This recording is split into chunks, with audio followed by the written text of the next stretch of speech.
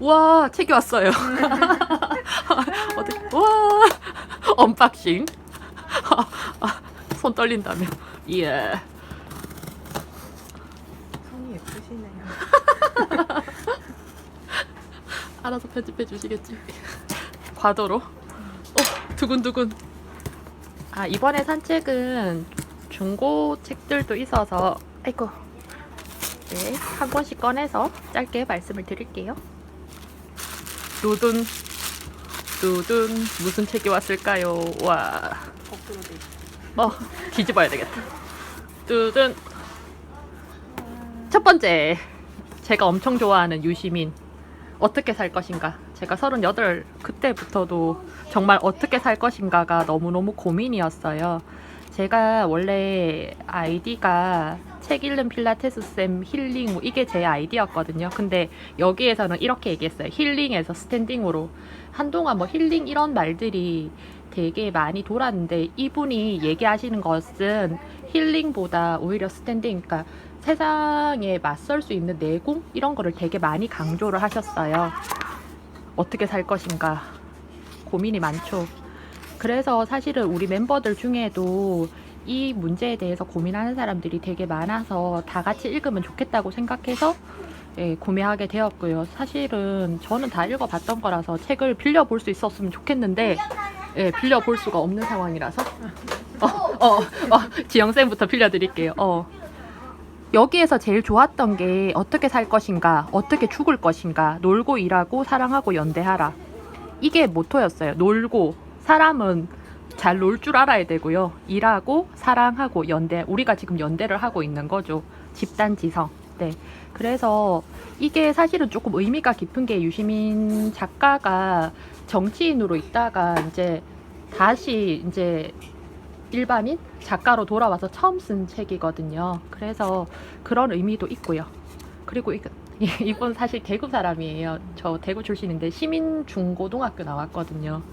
그래서 사실은 저는 뭐 거꾸로 읽는 세계사 뭐 이런 책부터 알았었거든요.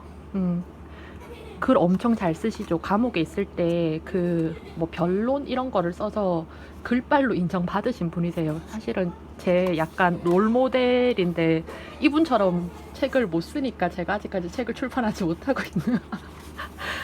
예. 그 뭐지? 대통령의 글쓰기?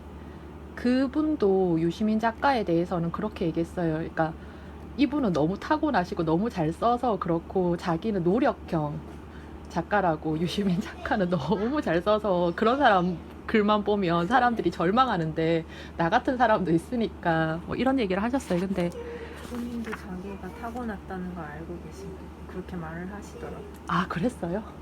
하셨던 것 같아요. 어느 근데 정도 타고난 게 있긴 하다. 재능을 물려받은 게 있는.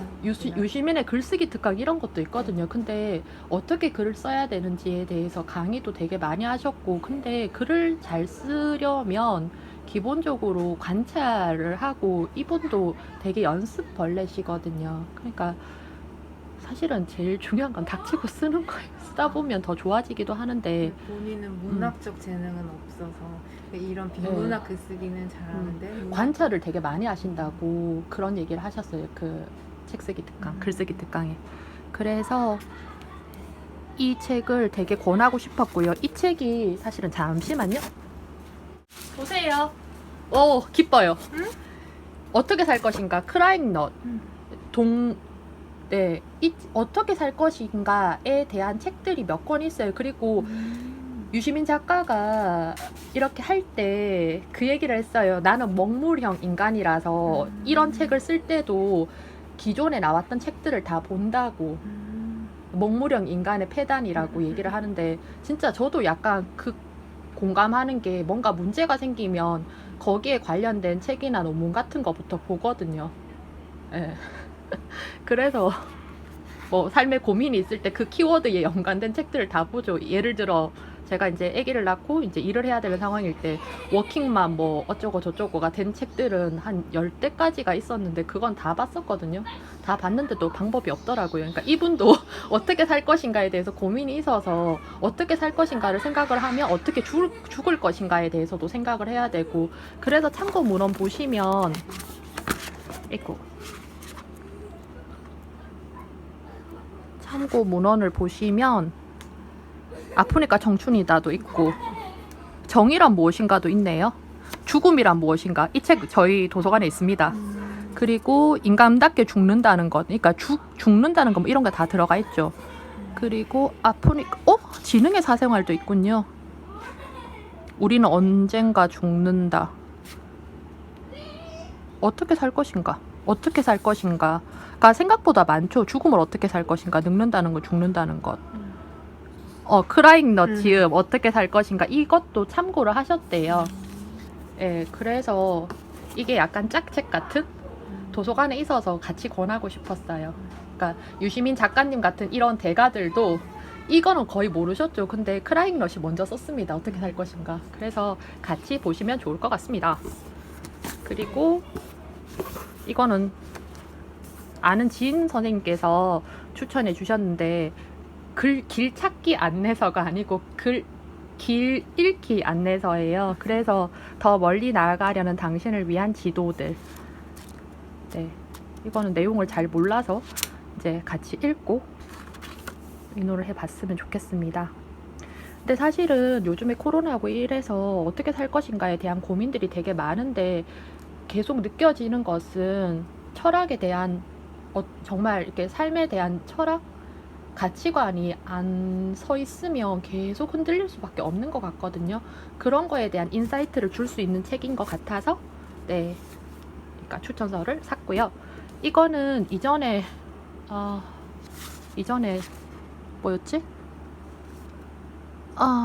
나는 나로 살기로 했다. 이거 되게 베스트셀러였잖아요. 그분이 쓰신 최신간입니다. 이거는 지금 일본의 판권이 2억에 팔렸대요. 선 판권이 팔렸대요. 이분은 원래 일러스트 하시는 분이었는데, 그러니까 약간 단상 같은 거를 그림이랑 같이 했는데, 어이구, 그렇구나. 그렇게 돼서 여기에서 한 대목만 읽어 드릴게요. 번아웃 금지 이런 것도 있네요. 그러니까 너무 무겁지 않게. 이거 같이 얘기하고 싶어요. 뿌띠 또라이에게 관대할 것. 97 볼게요. 다 읽어드리면 안 되고. 되게 재밌는 게 많아요. 뿌띠 또라이. 그러니까 조그만 또라이들이에요. 지금까지 인생을 살며 가장 후회하는 것 중에 하나는 누군가를 미워했던 일이다. 나는 미운 마음이 생기며 감추질 못했고 드러난 미움은 늘 가속도가 붙었다. 지나고 보면 사소했던 일들도 누군가를 미워했던 건 상대도 힘들 뿐더러 내게도 늘 노동이었다. 사람들 사이에서 편을 가르고 마음을 낭비하게 했으며 화해도 사과도 못한 채 끝나버린 관계들은 오랫동안 마음에 남았다. 그래서 지금은 웬만하면 누군가를 밉다고 생각하지 않는다. 나는 마음을 감추는 걸 어려워하는 사람이니 애초에 미움을 최대한 보류하려 한다. 이렇게 한 마리의 비둘기같이 살아보니 사는 게 훨씬 수월해졌다. 가십에 불려 다닐 필요도 없고 미워하는 상대의 일구수일투족에 관심을 기울일 필요도 없다. 이 부분 보고 빵 터졌는데 사실은. 얼마나 가뿐한 삶인가. 물론 이렇게 마음을 먹어도 또다시 누군가가 미워지려 할 때가 있다. 그러면 나는 뉴스의 사회면을 떠올리는데 이 부분 되게 좋아요. 이게 책 소개할 때 나왔던 부분이거든. 여기부터 거기까지. 나는 뉴스의 사회면을 떠올리는데 왜 뿌띠 또라이라고 얘기하는지. 사탄도 스승의 은혜를 부를 것 같은 사탄도 스승의 은혜를 부를 것 같은 흉악범들을 생각하노라면 가끔 속 보이는 이기적인 사람들, 약간의 허언증이 있거나 무례한 사람들은 뭐 또 그럴 수도 있다. 저렇게 엄청난 악한 사람을 보면 뭐 이 사람 정도야 이렇게 되는 거죠. 이 정도 또라이는 어디에나 있는 뿌띠 또라이가 아닐까 하는 여유와 자비심이 나온다고 할까?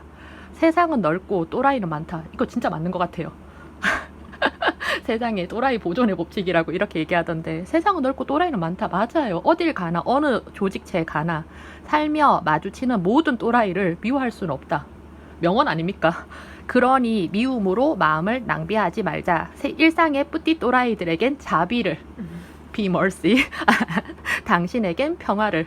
이거 빵 터졌어요. 그림 보이나요? 또라이의 질량은 보존되고 나도 누군가의 또라이였다. 얘가 막 얘기하고 우리 주변에는 또라이가 없는데 친구들이 얘기하죠. 너 있잖아.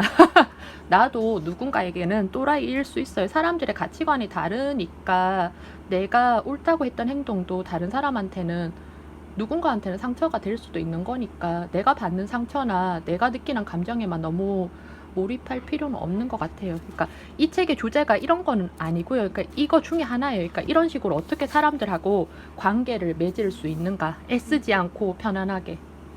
네. 또라이 보존의 법칙. 극공. 그러니까 우리도 그냥 약간 이렇게 너그럽게 살면 좋을 것 같아요. 이거 강추합니다.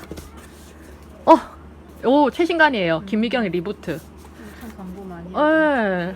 그러니까 지금 벌써 플랫폼을 차지한 사람은 이렇게 돈을 벌어요. 근데 지금 우리 같은 어중간한 사람은 플랫폼이 없어서 진입 장벽이 막힌 거예요. 지금 선점한 사람은 이렇게든 저렇게든 먹고 살아요. 그러면 우리는 지금 벌써 선점을 못했으니까 그냥 넋놓고 있어야 되냐? 아니죠. 지금이라도 구멍이라도 뚫어내야 되는 거죠. 점이라도. 그래서 지금 저희가 노력하고 있는 거고, 리부트 중에서는 얘기할 게 이 사람이 이제 4가지 공식을 얘기했거든요. 첫 번째 내 인생을 바꾸는 4가지 리부트 공식. 언택트를 넘어 온택트로 세상과 연결하라. 언택트 상황은 아시죠? 지금 비대면 상황인데 지금 우리가 좀 이따가 찍을 라이브 방송 뭐 랜선 클래스 이런 것도 온택트잖아요. 언택트지만 거기에서 채팅창을 통해서 아니면 뭐 댓글을 통해서 아니면 줌으로 하면 이제 그 화면들 보면서 회원들 이름 하나하나씩 불러주는 거. 지금 하지영 쌤도 조금 있다가 랜선, 그러니까 그거 줌으로 이제 독서 토론도 하시잖아요. 이게 우리가 하는 게 이거예요. 지금 우리 하고 있어요. 첫 번째 공식. 언택트를 넘어서 온택트. 온라인 플러스 언컨택트 붙여서 온택트라는 신조어가 생겼죠. 그런 거고요. 그리고 디지털 트랜스포메이션으로 완벽히 변신하라. 이것도 우리가 하고 있어요. 지금 저희가 원래 교육 컨텐츠는 다 가지고 있었어요. 그쵸? 근데 사람들을 대면에서 주는 방식이었기 때문에 팔지를 못하고 있는 거였죠. 그래서 지금 제가 다른 걸 안 하고 뭐 영상이나 다른 이런 어떤 매체를 통해서 할까에 대해서 이렇게 시간과 에너지를 하고 있는 게 이미 가지고 있는 컨텐츠를 팔아먹을 수 있는 형태로 만들어야 돼요. 그래서 그거를 지금 디지털 트랜스포메이션이라고 얘기했어요. 지금 2번째 것도 하고 있습니다. 그리고 3번째 거 리부트 공식. 자유롭고 독립적으로 인디펜던트 워커로 일하라. 지금 이전에 만약에 삼성이면 삼성, 뭐 LG면 LG, 조직체에 들어가면 내 인생이 보장이 되는 시대가 있었어요. 4차 산업시대라고 해서 되게 막연하게 생각하는데 이제 4차 산업시대라는 게 뭐냐면요. 대기업에 들어간다고 공무원이 된다고 내 인생이 보장이 안 된다는 걸 의미합니다. 그래서 지금 이 사람이 얘기하는 게 인디펜던트 워커라는 게 조직이 없더라도 내가 스스로 일할 수 있도록 하는 것을 지금 인디펜던트 워커라고 말했어요. 네. 이해가 되시나요? 자유롭고 독립적으로 인디펜던트 워커로 일하라. 그러니까 일을 하려면 누군가는 기획을 해야 되고 누군가는 홍보를 해야 되고 누군가는 진행을 해야 되고 그리고 그거를 다 취합해서 이제 다시 이제 피드백을 해야 되고 근데 그거를 한 사람이 다 처리할 수 있어야 돼요. 그거를 완벽하게 잘 하는 건 아니더라도 일의 처음부터 끝까지를 자기가 관통할 수 있어야지 살아남을 수 있는 거거든요. 역시 마찬가지로 우리 아이들도 그렇게 해야지 살아남을 수 있어요. 그리고 제가 맨날 드리는 말씀이 엄마 아빠가 먼저 살아남으셔야 돼요. 자식 걱정할 때가 아니에요. 우리도 지금 이 상황에도 이 속도를 감당을 못해서 우왕좌왕 하는데 엄마가 이기적이어서가 아니라 엄마가 길을 못 찾으면 얘들은 더 못 찾아요. 그래서 반드시 인디펜던트 워크가 되시길 바랍니다. 이것도 노력하고 있어요. 마지막이 세이프티, 의무가 아닌 생존을 걸고 투자하라. 그래서 지금 근데 우리가 이런 상황에서 코로나 상황에서 목숨 걸고 일을 할 수는 없잖아요. 그래서 무슨 일을 하든지 안전하게 그런 환경을 세팅해 놓고 해야 되는 거예요. 그 안전이란 게 지금 코로나 상황일 때는 그런 거지만 크게 조금 더 보면 만약에 뭐 세금 문제나 이런 거 있잖아요. 뭐 도덕적 가치나 그러니까 당장 눈앞에 보이는 그것 때문에 그런 정말 곶는 탑이 한순간에 무너지는 경우들을 많이 봤죠. 그러니까 그런 것들을 조금 생각하고 일하면 좋겠다는 의미였던 것 같아요. 지금 우선은 여기서 얘기하는 거는 코로나 상황에서 이제 뭐 건강이나 지금 뭐 이렇게 뭐지?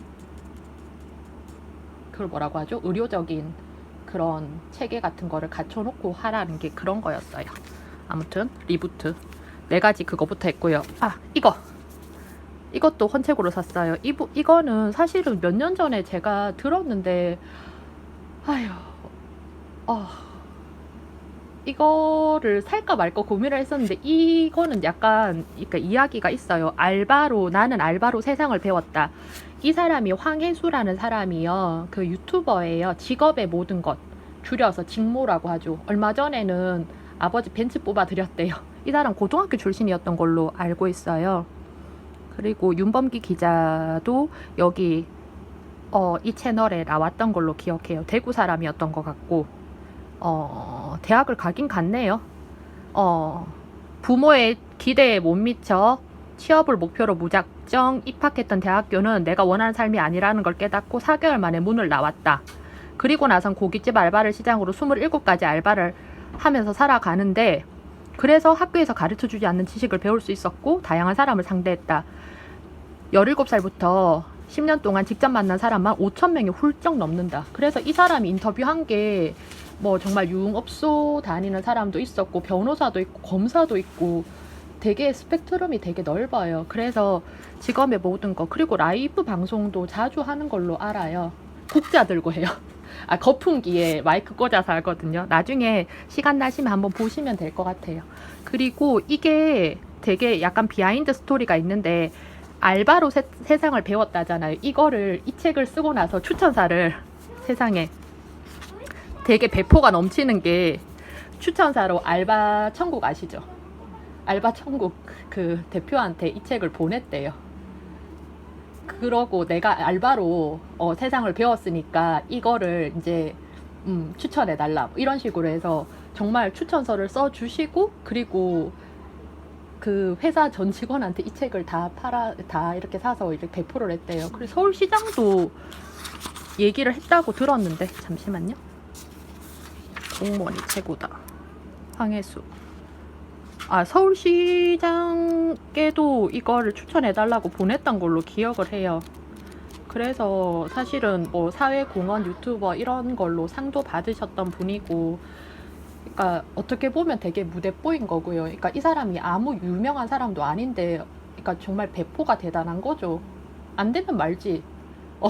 그냥 나는 이 취지가 알바 천국의 그 기업의 취지랑 맞을 것 같으니까 보내드리고 추천서 써주십시오.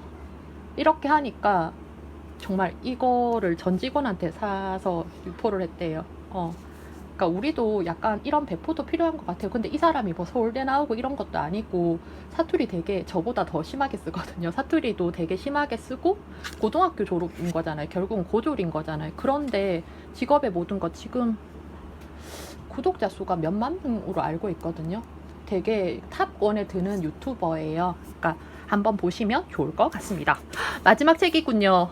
엄마들의 책, 여자의 숨 쉴 틈. 이 책은 사실은 이전에 봤었는데 사실 요즘에 이런 식의 에세이들이 너무 많아서 사실은 별로 안 사고 싶었는데 굳이 산 이유는요. 제가 지금 교대에서 하는 테헤란노 대학교에서 공모사업 기획서 잘 써볼까 뭐 이런 강의를 하잖아요. 그러니까 어른들 위한 대안교육. 직접 보시고 싶으시면 9월 달에 테헤란노 대학교 강좌를 들으셔도 돼요. 강좌명은 지금 기억이 안 나는데 혹시 이 작가 좋아해서 작가님을 직접 한번 보고 3주 동안 같이 한번 얘기를 해보고 싶다 하시는 분은 직접 가보셔도 돼요. 그래서 이게 양수리 할아버지가 글도 같이 약간 이렇게 담아낀 것 같던데요. 저도 잘 안 읽어봐서. 이게 정말 이게 서문이 되게 좀 슬픈데요. 조금만 읽어드릴게요. 저는 비빔밥입니다. 언제부턴가 저희 집 부엌에서 제자리가 사라졌습니다. 무감각해져서 불편하지도 않을 만큼 오래되었습니다. 아이들이 먹다 남긴 밥과 반찬들, 그것들을 큰 양푼에 쏟아 넣고 쓱쓱 비벼 먹으며 끼니를 때웁니다. 맞습니다. 때운다는 말이 적당한 것 같습니다. 마구잡이로 섞인 비빔밥이 마치 내 인생 같습니다. 그저 되는 대로 아무렇게나 버무려진 느낌, 이런 것이 엄마라는 업을 짊어진 여자의 운명인가 싶습니다.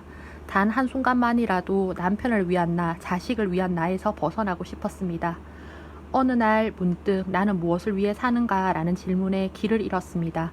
자식을 위해서 산다는 답이 당연한데 그렇게 말해버리기가 겁이 났습니다.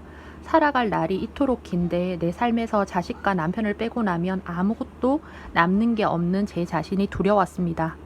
지금 행복하지 못하면 앞으로도 행복할 수 없겠지요. 답답한 마음에 양수리 할아버지를 찾아갔습니다. 노인이 꺼내놓은 이야기는 아름다웠고 때로는 아프기도 했습니다. 세열에 묵혀둔 지혜의 말을 꺼내놓을 때마다 멈췄던 숨이 트였습니다. 엄마가 불행하면 가족이 불행합니다. 정말 공감합니다. 그래서 글을 씁니다. 오늘도 부엌에서 차 안에서 소리 죽여 우는 누군가를 위해 이 글을 전합니다. 그래서 사실은 저희가 글을 쓰는 이유도 이런 것 같아요. 돌보지 않은 날들, 나 자신조차도 돌보지 않은 날들. 물론 엄마의 삶이란 게 남편과 아이들을 위한 삶이기는 하지만 그 얘기 하잖아요. 엠티 네스트 신드롬이라고, 빈둥지 증후군. 그러니까 엄마들이 나중에 50 넘어서 우울증을 되게 심하게 겪는 것도 그런 것 같아요. 자식을 위한 영화고 남편을 위한 영화였지 자기를 위해서는 하나도 뭔가를 안 해놓으니까. 근데 그렇게 해놨을 때 나중에 자식들이 다 엄마 덕분이에요, 다 당신 덕분이에요, 이런 피드백이 없는 경우도 많단 말이에요. 그렇게 되면 이제 내 인생 자체가 다 와르르 무너지게 되는 거죠. 그래서 저는 일도 육아도 다 균형 맞게 하려고 하는데 그렇게 하다 보니까 오히려 지금 시점에서는 남편이나 아이들을 되게 생각 안 하는 것처럼 보일 때도 있어요. 그러니까 계속 숙제인 것 같아요. 나중에 되어서 아이한테 내가 너 때문에 라는 말을 안 하기 위해서라도 엄마가 나의 자리, 나의 공간, 이런 거에 대해서 한 번쯤 생각을 해봤으면 좋겠어요. 이기적으로 변화라는 게 아니라 같이 갈 수 있고, 그래야지 엄마가 아이한테 몰빵하고 남편한테 몰빵하지 않아야지 가볍게 대할 수 있는 것 같아요. 나중에 정말 50대여서 내가 너 때문에 그때 일을 안 했어, 내가 너 때문에 이렇게 희생했어 라는 말은 절대로 하지 말자가 제 신조라서. 그래서 네, 양수리 할아버지가 어떤 분인지 좀 궁금하긴 한데 책을 읽어보면 알겠죠. 아무튼 여기까지 책 소개였습니다.